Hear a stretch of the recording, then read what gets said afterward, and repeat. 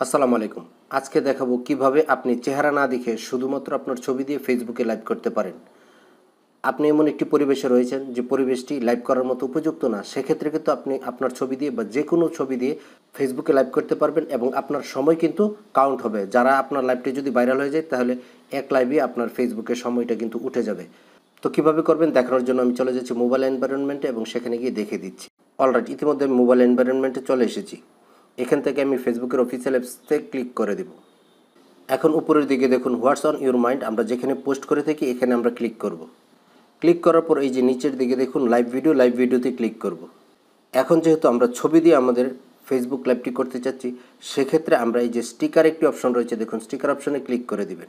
Sticker অপশনে click করার পর এই যে দেখুন মাঝখানে বাম পাশে এই একটি প্রোফাইল গ্যালারির মতো একটি অপশন দেখাচ্ছে, আমরা গ্যালারি অপশনে ক্লিক করে দিব। এখান থেকে যে ছবিটি দিয়ে আমরা লাইভ করতে চাচ্ছি সেই ছবিটি সিলেক্ট করব। এখন ছবিটিকে আমরা টেনে বড় করে দিব। এখন সেভে ক্লিক করব, শেয়ার নাওতে ক্লিক করব। এই যে দেখুন আমার ছবিটি কিন্তু এখানে চলে এসেছে।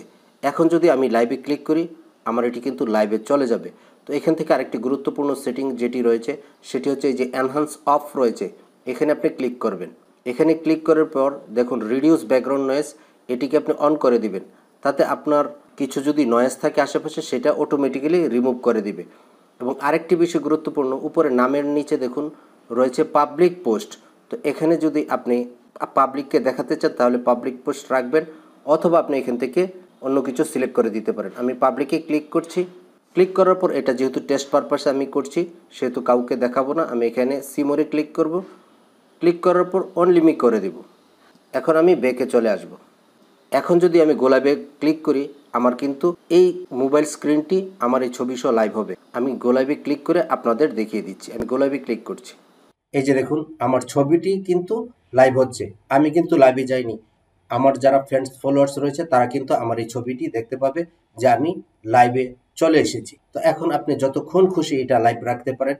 আপনার যদি ফ্রেন্ডস ফলোয়ার বেশি থাকে আপনি লাইভ রাখলে আপনার ওয়াচ টাইম কমপ্লিট হবে।